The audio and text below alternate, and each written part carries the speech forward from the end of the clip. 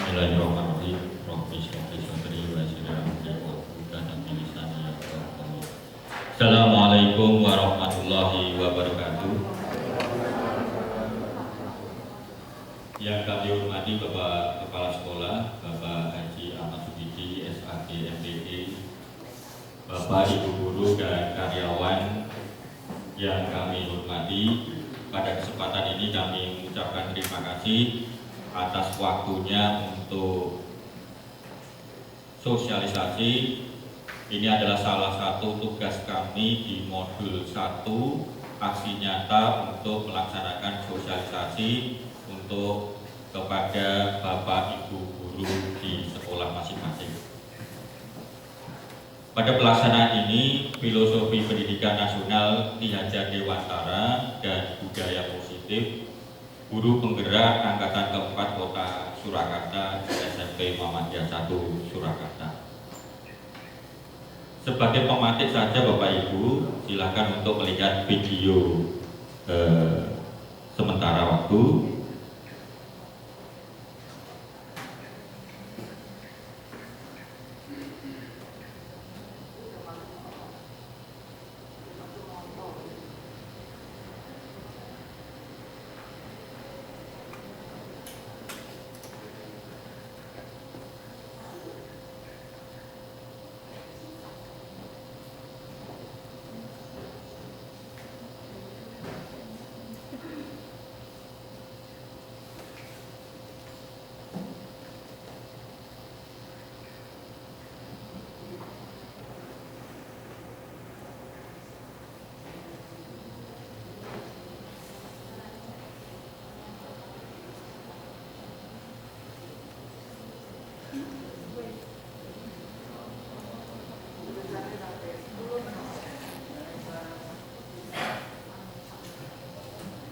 Sebenarnya ada suaranya nggak keluar. Ya.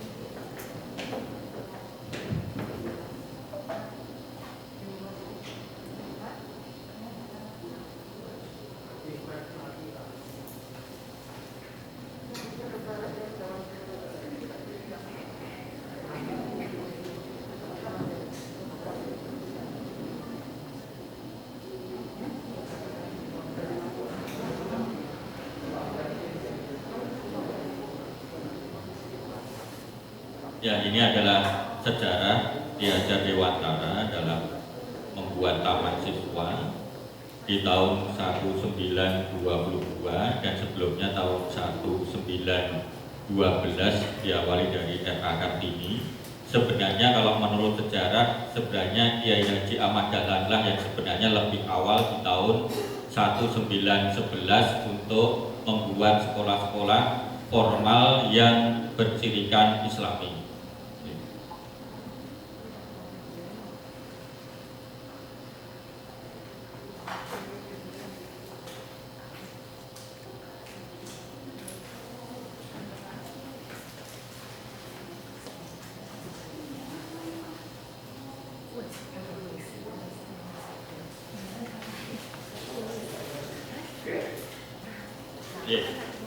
Dalam pendidikan, ya maksud pendidikan itu adalah menuntun segala kekuatan kodrat yang ada pada anak-anak, kekuatan kodrat, ya kodrat yang dimiliki oleh anak, agar mereka dapat mencapai keselamatan dan kebahagiaan yang setinggi-tingginya, baik sebagai manusia maupun sebagai anggota masyarakat. Kita adalah menuntut kodrat anak. Sebenarnya anak-anak itu sudah mempunyai tulisan-tulisan yang samar, yang belum begitu jelas. Nah, ini adalah tugas kita sebagai pendidik untuk menuntut yang masih samar-samar itu untuk lebih jelas.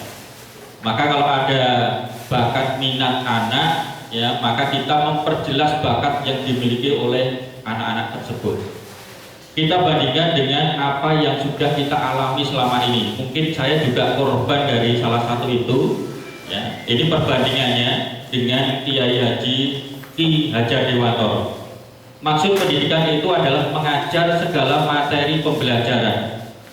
Pelajaran apa saja yang kita sampaikan ke anak, kita ajarkan di dalam materi pembelajaran, ya, agar mendapatkan apa? Mendapatkan nilai raport yang tinggi.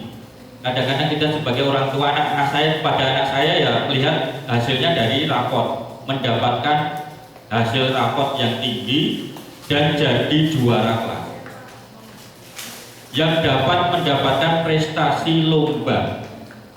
Padahal yang diinginkan oleh Ki Hajar Dewantara dalam guru penggerak ini adalah untuk menuntun segala kekuatan kodrat yang ada pada anak, agar mereka dapat mencapai keselamatan kebahagiaan. Otomatis kalau mencapai keselamatan dan kebahagiaan, maka anak itu pasti akan mendapatkan prestasinya sesuai dengan kodrat yang dimiliki oleh anak itu.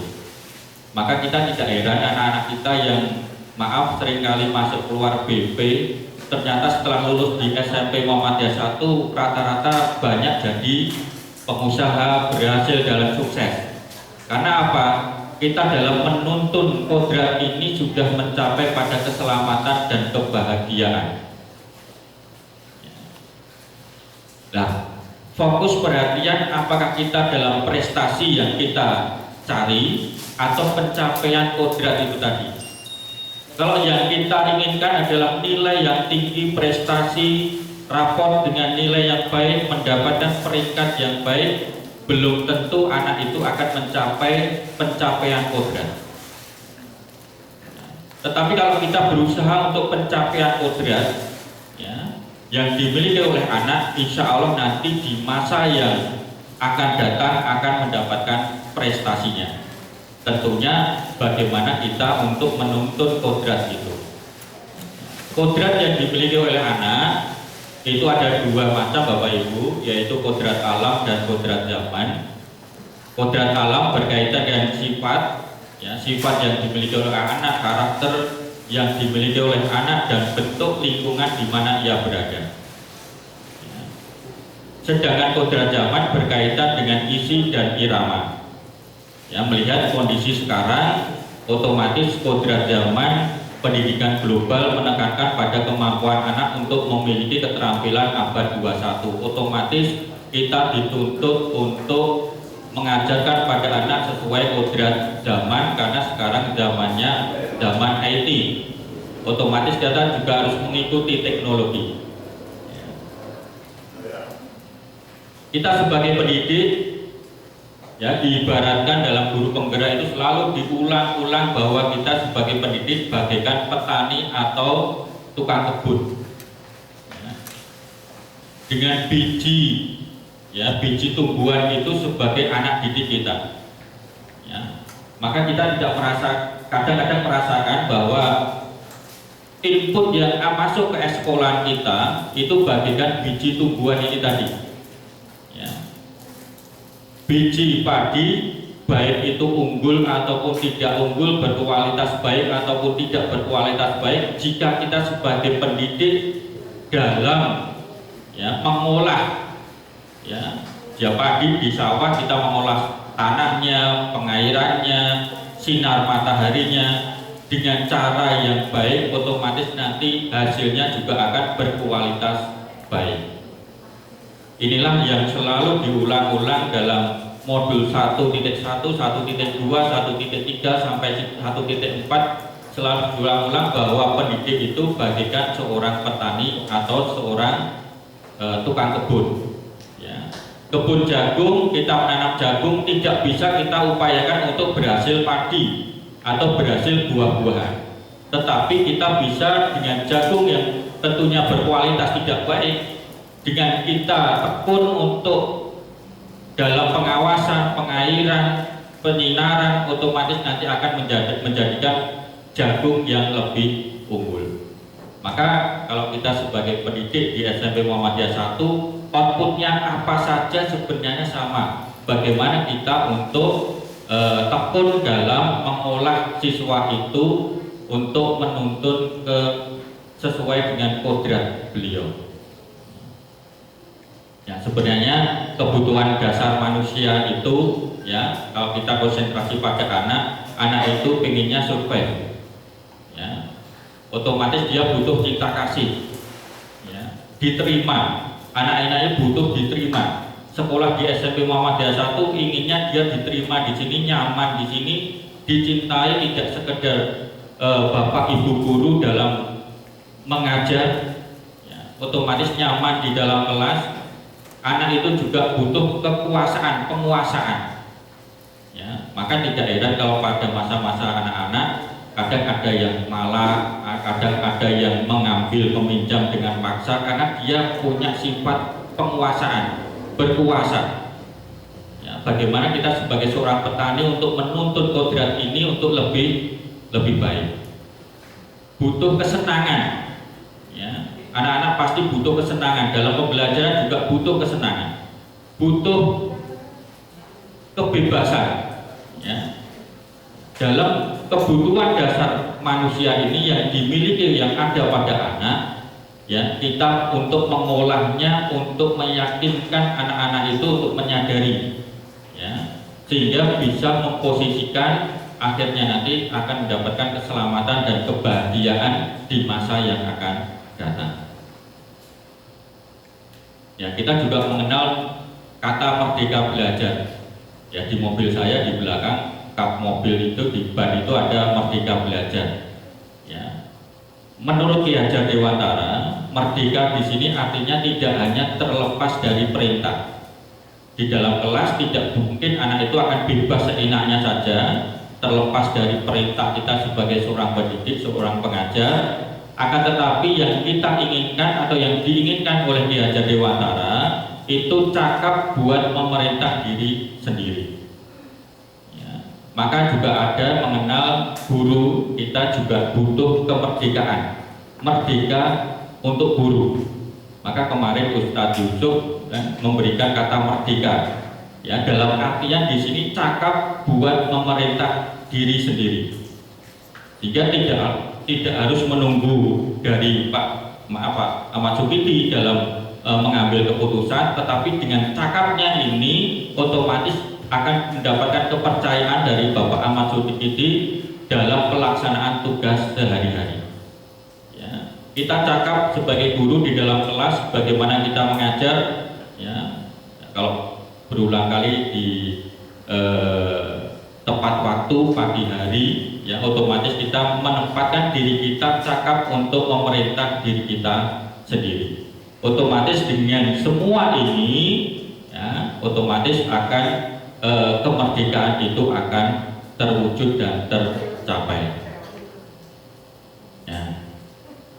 Dengan kemerdekaan itu, ya, otomatis kita akan memberikan profil pelajar Pancasila. Ya, semua pengajaran, pendidikan, pembelajaran yang kita sampaikan ke anak pada kurikulum tahun 2022 dengan kurikulum paradigma baru semua mengarah pada profil pelajar Pancasila. Ini sebenarnya hampir sama pada kurikulum 2013 pada penilaian sikap. Ya, penilaian sikap pada kurikulum 2013 itu ada 8, yaitu penilaian sikap spiritual, ya, juga penilaian sikap sosial, ada 8 itu, ya. Tetapi di kurikulum paradigma baru hanya 6 Bapak Ibu, yaitu beriman kepada Tuhan Yang Maha Esa dan berakhlak mulia, mandiri,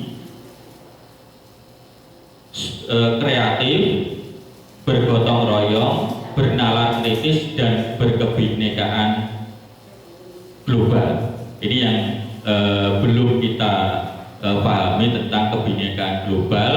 Itu sebenarnya adalah kebinekaan tentang budaya, tentang agama, perbedaan, bagaimana kita meyakinkan kepada anak-anak tentang kebinekaan yang ada di lingkungan SMP Muhammadiyah 1 Sipon Surakarta. Nah, inilah semua pembelajaran yang akan kita sampaikan kepada anak, nantinya mengarah kepada profil pelajar Pancasila. Anak-anak kita, ya, kodrat alam dan kodrat zaman tadi, anak-anak kita sebenarnya berada pada posisi mencari identitas. Ya, pencarian identitas, masih bingung perannya sebagai apa. Maka posisi anak-anak kita di SD dan SMP itu masih membutuhkan wiraga, yaitu raga yang mengolah. Maka kalau pembelajaran, kalau kognitif terus sebenarnya yang diinginkan dalam tahap ini adalah tahap wiraga dan wirama. Ya, kalau SMA otomatis semua full masuk ke wirama, semua tanggung jawab pembiasaan itu sudah mandiri. Tetapi di tingkat SD dan SMP masih butuh raga, mereka masuk mengolah. Maka tidak heran kalau kita di kelas masih anak yang berjalan kemari, ya, mengolah raganya, karena kalau hanya mengolah wirama dia masih belum memposisikan di sini. Tetapi masih pembiasaan, masih kita arahkan, masih kita tuntun wiraga dan wirama ini bersama-sama. Maka proses perubahan antara wiraga dan wirama. Nah, ini adalah mengenai filosofi Ki Hajar Dewantara, bahwasanya kita sebagai pendidik intinya menuntun kodrat yang dimiliki oleh anak agar nanti mendapatkan keselamatan dan kebahagiaan, sehingga bukan pada nilai akhir tetapi proses pembelajaran yang diinginkan. Maka nanti juga di kurikulum paradigma baru itu penilaiannya lebih banyak pada penilaian assessment as learning, yaitu penilaian setelah pembelajaran. Tetapi selama ini yang kita lakukan adalah assessment of learning, yaitu pada penilaian dibuktikan pada penilaian akhir sekolah, penilaian tengah sekolah. Itu konsentrasinya berhasil KKM atau tidak di situ. Tetapi di paradigma baru lebih banyak pada proses setelah pembelajaran, itu kita nilai hasil yang didapatkan oleh anak. Di samping for learning, assessment for learning, yaitu remediasi. Ya.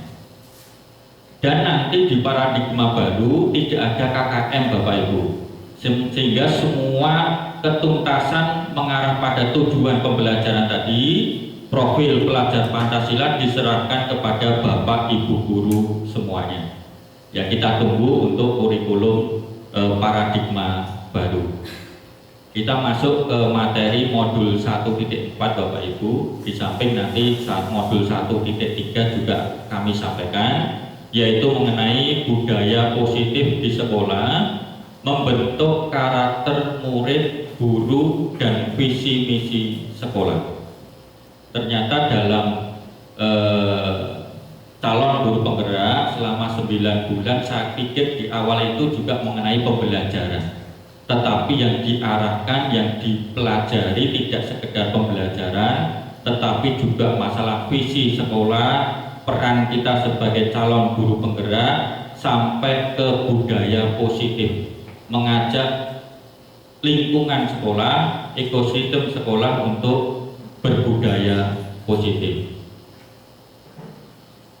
Ya, kita mengenal inquiry apresiatif, ya, adalah suatu filosofi, suatu landasan berpikir yang berfokus pada upaya kolaboratif menemukan hal positif dalam diri seseorang, dalam suatu organisasi, dan di dunia sekitarnya, baik di masa lalu, masa kini, maupun masa yang akan datang.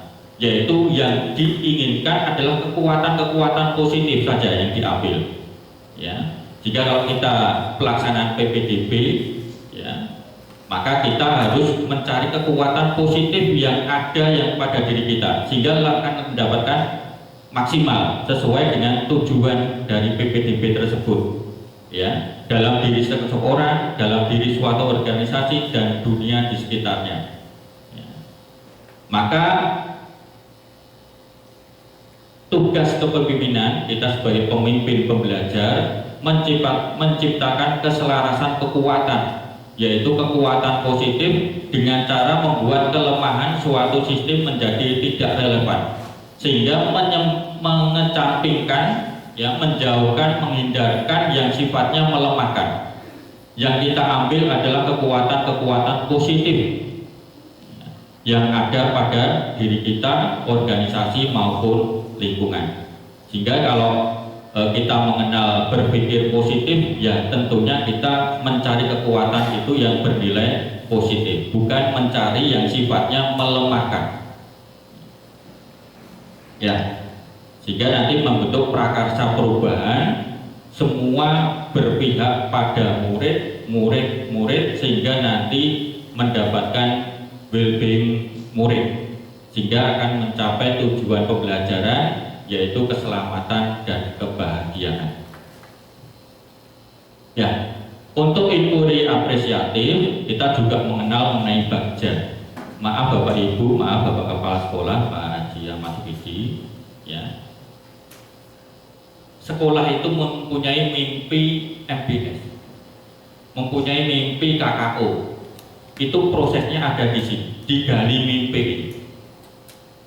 Ini akan didukung jika kita akan mempunyai pertanyaan dan mempunyai ambil pembelajaran yang sifatnya positif. Dengan kita berpositif atau berpikir positif, kekuatan positif yang ada dalam diri kita, semua organisasi di SMP Muhammadiyah 1, ya, semua positif, bukan melemahkan. Nanti muridnya dapatnya seberapa, mampu atau tidak. Ini pengalaman ini pernah kita alami pada saat kita membuka program khusus di awal tahun. Bedanya apa? Sama apa enggak? Itu sifatnya melemahkan. Tetapi bagaimana kita bersama-sama untuk mengambil pembelajaran positif, mencari kata-kata yang sifatnya nanti mendukung dari mimpi. Ya. Sehingga kekuatan itu ada di sini sebenarnya. Ambil pembelajaran yang sifatnya positif, otomatis nanti kita akan merencanakan dan ambil eksekusi. Ya. Ini sudah kita lalui. Ya, ambil eksekusi otomatis sudah disepakati, sudah dilaksanakan, tinggal kita bersama-sama untuk belajar berpikir positif, saling menguatkan, bukan saling melemahkan. Ya, maka kalau saya ngobrol dengan Pak Isa, ya, saya memberikan dukungan. Ya, harus jadi, berapapun siswa harus diupayakan. Ya, ini berupaya kita saling menguatkan. Saya pernah juga ngobrol dengan Pak Masudin juga gitu. KKO kalau menginginkan sekolah juga harus berpikir positif. Kekuatannya ada di mana? Semua posisinya ada di diri positif itu. Tetapi kalau kita berpikir negatif, saling melemahkan, maka proses ini berjalan tidak akan sesuai dengan keinginan kita. Ya. Maka kita kalau mengenal dulu analisis SWOT kekuatan. Tapi analisis SWOT juga ada kelemahan yang dipertimbangkan. Tetapi di inquiry apresiatif ini dengan proses bagja, ya, untuk prakarsa perubahan, yang kita kuatkan adalah mengambil pembelajaran yang bernilai positif. Ya, Bapak Ibu semuanya kalau saling berpikir positif akan membentuk kekuatan. Dan kekuatan inilah yang akan mencapai keberhasilan. 1, 2 berpikir negatif, melemahkan, maka akan menjadi permasalahan untuk berjalannya gali mimpi. Ini sebagai gambaran saja untuk bersama-sama kita berbudaya positif. Maka otomatis visi dan misi sekolah impian ini akan terwujud. Nah, kita berada di mana keinginan kita? Kita ingin di lingkaran pengaruh saja. Di dalam pembelajaran kita sebagai pengaruh, anak takut kepada kita, ya, atau kita berupaya di lingkungan kepedulian, kita hanya sekedar peduli terhadap anak, kita memberikan pengajaran sebatas kepedulian atau kita di perhatian. Ya. Kita menginginkan di guru penggerak ini adalah di lingkaran perhatian. Semua diperhatikan, otomatis nanti dengan perhatian kita terhadap anak-anak, murid-murid, otomatis kita akan peduli. Otomatis anak-anak juga akan menjadi pengaruh terhadap diri kita. Ya, anak-anak tidak akan takut terhadap diri kita otomatis. Ya, ini adalah lingkaran yang kita inginkan ada di lingkungan perhatian. Nah, lingkungan perhatian, lingkungan pengaruh ini diawali dari diri kita sendiri. Ya, dari diri kita otomatis akan berpengaruh pada orang lain, berpengaruh pada instansi, berpengaruh pada lingkungan. Saya mencoba di diri saya ini, otomatis saya mau berjalan ke orang lain. Pada hari ini saya ingin mencapai ke orang lain, sehingga mempengaruhi Bapak Ibu untuk mengikuti calon guru penggerak nanti insya Allah di angkatan 6 atau ke-8. Angkatan ke-5 baru pengumuman tahap 1 tadi malam, masih memproses di tahap yang kedua. Nanti akan kami ceritakan tahap-tahapannya sebagai gambaran dari Bapak Ibu guru. Nah, menanamkan keyakinan, yakin bahwa semua murid dapat mencapai sesuatu prestasi. Ya, otomatis keyakinan di sini adalah keyakinan positif. Kita mengabaikan atau mengesampingkan dari budaya negatif kita atau berpikir yang negatif. Yakin bahwa murid mampu mengambil kendali atas pembelajaran dan pencapaian mereka. Yakin bahwa dalam proses belajar hubungan guru dan murid adalah kemitraan, sehingga kita berupaya dengan anak juga akan menjadi lebih baik. Ya, ini Bapak Ibu kita juga dipelajari bagaimana kita menangani kepada anak-anak yang nakal. Maka kemarin pada saat rapotan saya minta Budana minta muridnya 8 PK1 yang 2 anak seakan-akan berkelahi, sehingga saya datang melaksanakan namanya restitusi. Ya, proses menciptakan kondisi bagi murid untuk memperbaiki kesalahan mereka sehingga mereka bisa kembali pada kelompok mereka dengan karakter yang lebih kuat. Ya. Jika ada anak yang bersalah, maka jangan melibatkan teman-temannya, dibawa ke tempat yang tersendiri di meja guru atau di ruang BP, sehingga anak yang lain tidak mengetahui, sehingga nanti kita tanya, dan pertanyaannya itu kita melalui yang namanya segitiga restitusi. Ya, ada segitiga, kenapa? Karena ada 3 sudut, maka ada 3 langkah. Langkah ini bisa dibolak-balik Bapak Ibu, tergantung Bapak Ibu lebih nyamannya bagaimana. Memvalidasi dulu, ya, mencari informasi dari kesalahan dari anak itu, ya, meyakinkan, yang kedua meyakinkan bahwa anak itu yakin apa yang dilakukan itu tidak sesuai dengan kesepakatan. Yang ketiga, mengembalikan atau menstabilkan identitas, sehingga identitas anak itu tidak merasa disalahkan, tidak dipersoalkan, sehingga anak-anak itu kembali ke komunitasnya, ke kelompoknya itu akan berkarakter yang lebih kuat, tidak melemahkan. Ya, kadang-kadang kita menyalahkan anak di depan anak-anak yang lain. Ya, nah ini sebenarnya melemahkan karakter anak itu, sehingga tidak menguatkan. Nah ini sebenarnya pelajaran di BP, wali kelas. Mungkin Bapak Ibu guru dan karyawan menangani anak pada saat di waktu-waktu senggang menghadapi anak-anak yang tidak sesuai dengan kesepakatan. Nah ini bisa dilaksanakan dengan segitiga restitusi. Nah ini bisa menstabilkan identitas dulu dengan beberapa pertanyaan. Ya, berbuat salah itu hal yang manusiawi. Ya, tidak ada manusia yang sempurna. Bapak Ibu juga buat salah, sehingga anak-anak itu pada saat melakukan kesalahan itu tidak